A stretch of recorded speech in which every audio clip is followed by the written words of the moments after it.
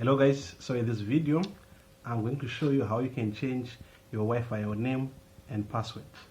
So what you have to do is you have to go to your router and then you look at the bottom of the router. So I'm going to use this router. This is a Tenta router. It's a 2.4 G router. Alright, okay, so if you look at the bottom here, you see that there's an IP address that is written and also the username and the password. Usually the username and the password will just be admin. Those are the default ones. Alright, and then the IP address as well. On most routers it will be 192.168.1.1, but just check on your router if that's the default one. So just copy that IP address and the username. So now that we have the IP address, the username and the password for the router, you go to your browser using a computer that is connected to that router. Alright, and then you come here where it says search at Google or type URL, and then we type in that IP address. So that IP address was 192.168.1.1, or if yours is a different one, just enter the one that is at the back of your router, and then you press enter. And then for my device that I use is the Tenda device, that's why I'm getting this graphic user interface. And then here where it says username and password, you just enter the details that are at the back of your router. So in my case it's admin, and then the password as well is admin. Usually most routers come with this default password, but you can change if you want to. Okay, and then log in.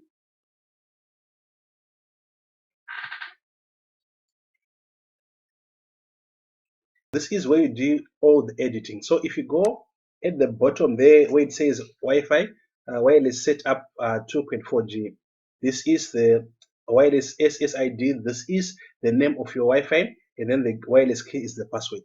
So there are some routers that also have 5G, the 5 gigahertz. It will be having two wireless setups, one for 2.4 and the other one for 5G. So you do the changes to both the 5G one and the 2.4G one. So for us to change, so now we just go here, and then we remove this, and let's label this Wi-Fi JC Global.